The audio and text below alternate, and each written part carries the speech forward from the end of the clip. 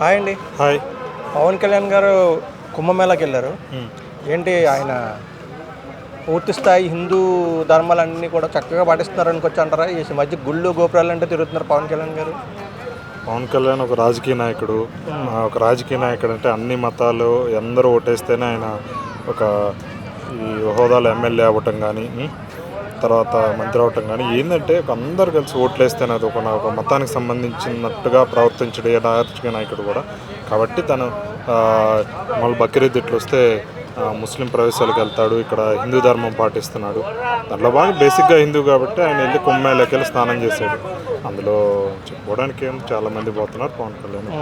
అంటే కుటుంబ సమేతంగా వెళ్ళారు. దాన్ని ఎలా అంటారు, కొడుకు కూతురు భార్యతో సహా అంటే మంచి విషయం కదండి. అన్నాలోజన కృష్ణ అంటారు కదా. అంటే అన్నాలోజన క్రిస్టియన్ అయినా కానీ తన భార్య కదా, హిందూ అనే ఒక భర్తకు భార్య కాబట్టి సతీ సమేతంగా వెళ్ళారు. చాలా గొప్ప విషయం, మంచి విషయం. సర్వమత సమ్మేళనం కూడా అంటారు అంటారా? అంతే కదండి, రాజకీయ నాయకుడు అట్లానే ఉండాలి కదండి. ఒకే మతాన్ని ఉంటే అవతల మతం దూరం అయిపోతారు కదండి. తనకి అన్ని మతాలు కలిసి ఓట్లు వేశారు. తనకి బక్రీద్ వస్తే ఎలా వెళ్తాడు, రేపు క్రిస్మస్ వస్తే క్రిస్టియన్స్కి చర్చిలకి ఎలా వెళ్తాడు. తన ధర్మాన్ని, సనాతన ధర్మం, హిందూ ధర్మాన్ని పాటించాడు. ఇక కొద్ది రోజుల్లో ముగియనుంది కుంభమేళా కూడా. మళ్ళీ ఇంకెప్పుడు వస్తుందో తన జీవిత కాలంలో రాదు ఇంక మళ్ళీ. కాబట్టి once in a life time వస్తుంది, దాన్ని సద్వినియోగం చేసుకున్నాడు. మంచి విషయం అండి. ఇట్లానే అంటే మిగతా చాలామంది హీరోలు కూడా వెళ్ళి మీరు ఒక పుణ్య స్నానాలు చేస్తే మీ నుంచి ప్రేరణ చెంది ఇంకా భక్తులు ఇంకా పెరిగే అవకాశం ఉంది. కాబట్టి పవన్ కళ్యాణ్ చూసి కూడా ఇంకా చాలామంది వెళ్ళాలని కోరుకుంటున్నాను. ఎందుకంటే కొన్ని రోజులు ముగియనుంది, రేపు శివరాత్రి వస్తే అయిపోతుందంట. వీలైనంత వరకు మీకు పాసిబిలిటీని బట్టి వెళ్ళి పుణ్యస్థానాలను ఆచరించండి. అంటే ఒక హిందూగానే హిందూ మతం మీద ఉంటుందంటారా, లేకపోతే ఈయన ముస్లిమ్స్ కూడా క్రిస్టియన్స్ కూడా వచ్చినప్పుడు కూడా ఈయన వెళ్ళే అవకాశం ఉందా, లేదంటే ఎంత ఎక్కువ వెళ్ళే అవకాశాలు ఉంది. ఎందుకంటే తను పర్సనల్గా తన మతం హిందూ మతం అయినప్పటికీ కూడా ఒక రాజకీయ నాయకుడు కదా, ఒక మతంతో సంబంధం ఉండకూడదు, ఒక మతాన్ని పట్టుకొని వేలాడకూడదు. తనకి అందరూ ఓట్లు వేశారు కాబట్టి అందరూ, ఇప్పుడు ముస్లిమ్స్లో ఎంతమంది ఓట్లు వేయలేదు, క్రిస్టియన్స్లో ఎంతమంది ఓట్లు వేయలేదు, ఇంకో మతంలో ఎంతమంది ఓట్లు వేయలేదు, వీళ్ళందరూ ఓట్లు వేస్తేనే కదా అయింది. అదే ఒక మతానికి సంబంధించిన వ్యక్తిని కాదు, ఒక కులానికి సంబంధించిన వ్యక్తిని కాదు అని పదే మీటింగ్లో చెప్తూనే ఉన్నాడు. ఆ మాట మీద నిలబడుతున్నాడు. అంటే ఇది ఒక ట్రెండ్ సెట్టింగ్ అనుకోవచ్చు అంటారా? అంటే మళ్ళీ ఇటువంటి విభేదాలు ఇంకా లేకుండా చేయడానికి ఎవరైనా సరే రాజకీయ నాయకులు ఎవరైనా సరే ఇట్లానే ఉంటారండి. అంటే బయటికి వాళ్ళకి అవతల మతం నచ్చినా నచ్చకపోయినా, తన మతం కాదనుకొని అవతల మతం నచ్చినా నచ్చకపోయినా ఒక పొలిటీషియన్గా ఉన్నాడు కాబట్టి, ఒక పీపుల్స్ లీడర్, ప్రజలు ఓట్లేస్తే ఎన్నికైన ఒక వ్యక్తి ఎవరైనా సరే అన్ని మతాలని సమానంగా చూస్తాడు పబ్లిక్గా. లోపల ఆయనకి ఎంత ద్వేషం ఉందా, ఈర్ష్య ఉందా, దీన్ని పక్కన పెడితే బయటకు మాత్రం ఎవరు కూడా ఈర్ష్యని బయటకు చెప్పరు. అట్లానే పవన్ కళ్యాణ్ కూడా అందరిలానే అన్ని మతాలను గౌరవిస్తున్నాడు. అన్ని మతాలకి దానికి సంబంధించిన ఏదైనా ఫెస్టివల్స్ వస్తే పాల్గొంటాం. కానీ ఇది మంచి వాతావరణం ఇది. నారా లోకేష్ గారు కూడా వెళ్ళారు. ఆయన కూడా అంటే ఫ్యామిలీతో వెళ్ళి చేశారు. ఇది ఒక సుప్రదం అని అనుకోవచ్చు అంటారా? అంటే సుప్రదమే అండి. అంటే ఒక సీఎం హోదాలో ఉండి వాళ్ళ కుటుంబం నుంచి కూడా ఎవరు వెళ్ళకపోతే బాగుండదు కదండి. అంటే రాష్ట్రానికి ఇప్పుడు రాష్ట్రానికి ఒక సీఎం చంద్రబాబు నాయుడు, వాళ్ళ ఫ్యామిలీలో ఎవరు వెళ్ళకపోతే ఎప్పుడో ఒకసారి once in a life time వస్తుంది కుంభమేళ. మళ్ళీ ఇంకెప్పుడు వస్తుందో అప్పటికి ఎవరు ఉండరు. Once in a life time వచ్చే కుంభమేళ అందరూ ఎట్లయితే సద్వినియోగపరుచుకున్నారు, పుణ్యస్నానాలు చేసి, లోకేష్ గారు కూడా అట్లానే సద్వినియోగపరుచుకున్నాడు. మంచి విషయం అండి. అంటే జగన్ గారు వెళ్ళే అవకాశం లేదంటారా? అంటే ఆయన క్రిస్టియన్ అంటారు కదా. లేదండి, ఆయన మిర్చి యార్డ్కి వెళ్ళి ఆయన ధర్నా చేస్తున్నారు అక్కడ. జగన్ గారు వెళ్ళే అవకాశాలు లేదండి. జగన్ గారు సీఎంగా ఉన్నప్పుడే తన సతీ సమేతంగా ఒక్కసారి కూడా తిరుమల వెళ్ళి స్వామివారికి పట్టు వస్త్రాలు ఇచ్చిన దాఖలు ఇంతవరకు 5 ఏళ్ళ సీఎంగా ఉన్నప్పుడు చూడలేదు. మన లోకల్ నుండి తిరుపతి వెంకటేశ్వర స్వామిని అత్యధికంగా కొలిచేది. లోకల్ నుండి తిరుపతి వెళ్ళలేదు ఆయన సతీ సమేతంగా. ఎక్కడో జగన్ గారు వెళ్ళరండి. 100% వెళ్ళే అవకాశం లేదు. తనకి ఏదైనా తనకి ఎంతో మైలేజ్ వచ్చిందని తెలిసినా కానీ కొన్ని మనసులో దాపెట్టుకొని ఏదో కవర్ చేసుకోవడానికి ఉంటాడు తప్పితే జగన్ గారు వెళ్ళే అవకాశం 100% లేదు. వెళ్ళాడు. నాకైతే ఆ నమ్మకం లేదు. అంటే మరి అది హిందూ ఓట్లను కొంచెం తగ్గించే అవకాశం లేదంటారా? బేసిక్గానే జగన్కి అవును ఇప్పటి నుంచో ఉంది కదండి. అది జగన్ మెల్లో వేసుకోవటం కానీ, ఇంకోటి ఇంకోటి నచ్చింది ఏంటంటే జగన్ గారు ప్రత్యేకంగా నేను ఓపెన్గా నేను క్రైస్తవం నుంచి చెప్పుకొని అందరికి మంచి చేయండి, ఏ మతంతో సంబంధం లేదు, ఏ మతంతో సంబంధం కాదు, ఓపెన్గా నేను క్రైస్తవం అని చెప్పుకోండి, అన్ని మతాలను ఆదరించండి, ఓట్లు వేస్తారు. మీరు ఒక పక్కేమో నేను క్రైస్తవం అంటారు, మళ్ళీ కింద రెడ్డి తోకను తగిలించుకుంటారు. మళ్ళీ ఇది ప్రజలకి ఎటువంటి సంకేతం ఇస్తున్నారు అంటే, మీకు ఇటువైపు ఓసీల్లోంచి రెడ్డి ఓట్లు కావాలి, అటు క్రైస్తవులోంచి వాళ్ళ ఓట్లు కావాలి, 2 ఓట్లు సమాంతరంగా ఇన్ని రోజులు కవర్ చేసుకుంటూ వచ్చాడు. తన్ని ఒక ఇంటర్వ్యూకి పిలిచి నేను బిగ్గెస్ట్ ఇంటర్వ్యూ కోసం ఎదురు చూస్తున్నాను. జగన్ ఎవరికి ఏదైనా ఛానల్కి ఇంటర్వ్యూ ఇస్తే చూడాలని.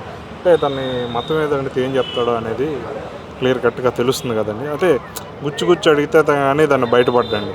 చెప్పుకోండి, ఎవరైంది నీ మతం నువ్వు చెప్పుకోవడానికి నువ్వు వెనకాడితే ఎట్లాగండి.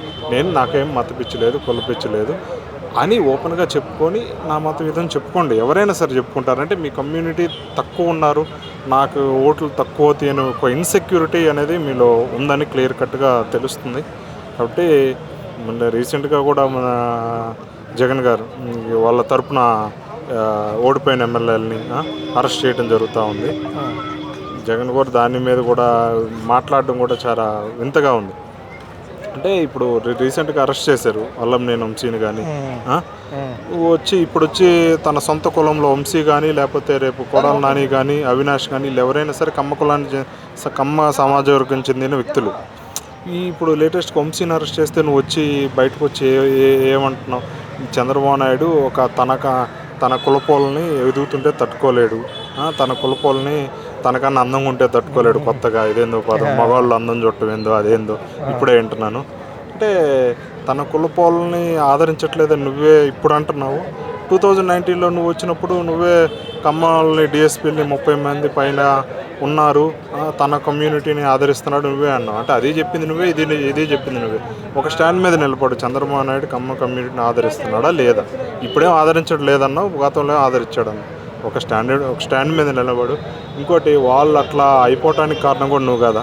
ఇప్పుడు వల్లంనేని వంశీ కానీ, కొడాలి నాని కానీ విపరీతంగా చంద్రబాబు నాయుడు ఫ్యామిలీని టార్గెట్ చేసి తిట్టడానికి కారణం గారు నువ్వు కదా.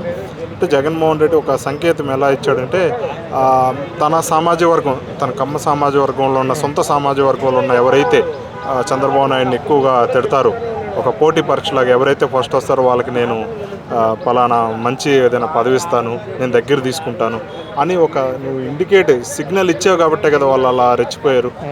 అంటే నీ కోసమే కదా, వాళ్ళు పర్సనల్గా వాళ్ళకి ఏమన్నా కొడాలి నాని తిట్టదు, జగన్ కోసమే కదా కొడాలి నాని తిట్టినా, వల్లంనేని వంశీ తిట్టినా ఆయన దగ్గర మార్క్స్ పొందడానికే కదా.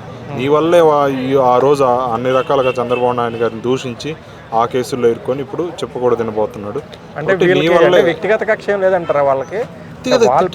తిట్టారంటారా? జగన్ తిట్టమన్నాడు కాబట్టి జగన్ మీద ఇంప్రెషన్ కోసమే తిట్టారండి. ఇప్పుడు జగన్కి నిజంగా ఆపాలని ఉంటే వాళ్ళని ఆపడం ఎంతసేపు, వాళ్ళని ఆపలేదు. జగన్మోహన్ రెడ్డి గారికి ఏంటంటే తన సామాజిక వర్గంలో సేమ్ సామాజిక వర్గం వాళ్ళు బండ బూతులు తిడితే వెనకాలండి అక్కడ హౌస్లో ఉండి ఎంజాయ్ చేయడం జగన్ గారి నైజం. అలాగా ఎవరైతే జగన్ గారిని ఎక్కువగా ఎంజాయ్ చేయపరుస్తారో వాళ్ళకి ఎక్కువ మార్క్స్ వేస్తాడు. ఆ విధంగా పోటీ పడి మరి తిట్టి ఈరోజు చెప్పకూడదనే పరిస్థితి. ఇంకోటి వీళ్ళ జగన్మోహన్ రెడ్డి ఎలా వాడుకున్నాడంటే కమ్మ సమాజ వర్గం, కొడాలి నానిని కానీ, వంశీని కానీ, అవినాష్ని కానీ వీళ్ళందరూ చంద్రబాబు నాయుడు గారి ఫ్యామిలీని, టీడీపీ నందమూరి ఫ్యామిలీని వీళ్ళని తిట్టడానికే వాడుకున్నాడు. వాళ్ళని మంచి డబ్బులు వచ్చే పదవులు కానీ, డబ్బులు వచ్చే స్కామ్ ఉంటుంటాయి. ఈ బాలినేనికి కానీ, విజయసాయి రెడ్డి కానీ ఈ మంచి సంపాదించుకునేవన్నీ సీక్రెట్గా సంపాదించుకునేవన్నీ తన సమాజ వర్గాలకు ఇచ్చుకున్నాడు రెడ్లకి. ఈ తిట్టే పోస్టులు మాత్రం ఈ కమ్మ సమాజ వర్గానికి ఇచ్చుకున్నాడు. అంటే నువ్వు ఒక రకంగా నీ మనసులో కమ్మ సమాజ వర్గం మీద ఎంత ద్వేషం ఉందో ఇక్కడే అర్థమైపోతుంది. అంటే పట్టాభి కూడా జగన్ గారిని బూతులో తిట్టాడు కదా, తిట్టాడు. మరి ఆయనకు ఇప్పుడు ఏ పదవి దక్కలేదు అనుకుంటా టీడీపీలో. అంటే ఇప్పుడు ఇక్కడ మాట్లాడుతుంది జగన్ని తిడితే, చంద్రబాబు నాయుడు గారిని తిడితే జగన్ గారు ఆదరిస్తున్నారు, అంతేగాని పట్టాభి ఇప్పుడు టీడీపీ వైపు జగన్ తిట్టాడని చంద్రబాబు నాయుడు గారు అలా చూడట్లేదు కదా. ఇప్పుడు కూడా చంద్రబాబు నాయుడు గారు గమనించింది ఏంటంటే తిట్లు విపరీతంగా తిట్టే వాళ్ళని చంద్రబాబు నాయుడు ఆదరించడం, ఇంకో తిట్టే వాళ్ళని ఒక లిమిట్స్ దాటి మాట్లాడే వాళ్ళని ఇవన్నీ చేయటం వల్ల ఏంటంటే చంద్రబాబు నాయుడు గారు గత 20-30 సంవత్సరాలను చూస్తున్నాడు ఏం చేస్తే ప్రజల నుంచి మనం దూరం అవుతాము. కాబట్టి ఇటువంటి లిమిట్ దాటి మాట్లాడే వాళ్ళని కంట్రోల్ చేస్తాడు చంద్రబాబు నాయుడు.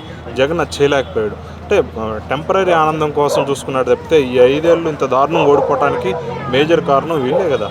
అంటే ప్రజలందరూ చూస్తున్నారు, ఇంత బండబూతులు తిడుతున్నారు. చంద్రబాబు నాయుడు కూడా అదే గమనించాడు. రివర్స్లో కూడా ప్రత్యేకంగా సమాధానం చెప్పపోవడానికి కూడా అప్పుడు కారణం అదే. ప్రజలు గమనిస్తూ ఉంటారు. కొడాలి నాని ఎన్ని బండబూతులు తిట్టినా, బోరుగడ్డ నీళ్ళు ఎన్ని బండబూతులు తిట్టినా, వల్లభనేని వంశీ తిట్టినా, ఇంకెవరో తిట్టినా అన్నీ గమనిస్తూ ఉన్నాడు. ప్రతిపక్షంలో ఉన్నప్పుడు ప్రజలు కూడా గమనిస్తారు. ఇవన్నీ గమనించి వాళ్ళ పార్టీకే ప్రజలే దెబ్బ కొడతారని వేచి చూసాడు తప్పితే ప్రతిపక్షంలో ఉన్నప్పుడు చంద్రబాబు నాయుడు వాళ్ళ నాయకుల చేత రివర్స్ అటాకింగ్ అనేది చేపించలేదు. అంటే ఇది జస్ట్ ఇదంతా మైండ్ గేమ్ లాగా పనిచేశాడు చంద్రబాబు నాయుడు. కాబట్టే అంత దారుణంగా జగన్మోహన్ రెడ్డి గారిని ఓడించడం జరిగింది. జగన్మోహన్ రెడ్డి ఇప్పుడు తెలుసుకున్నాడు అనిపిస్తుంది, మనం ఇట్లా చేపిస్తే కదా మనల్ని ఇంత దూరం పెట్టారు అని రియలైజ్ ఇప్పుడు అయ్యాడు అనిపిస్తుంది. ఇక తన 30 ఏళ్ళ కాలం అనేది బ్రేక్ వచ్చింది. తర్వాత గెలుస్తాడో గెలవడో, తర్వాత 30 ఏళ్ళ కాలం అయితే బ్రేక్ చేసుకున్నాడు. ఓకే అండి, థ్యాంక్ యూ.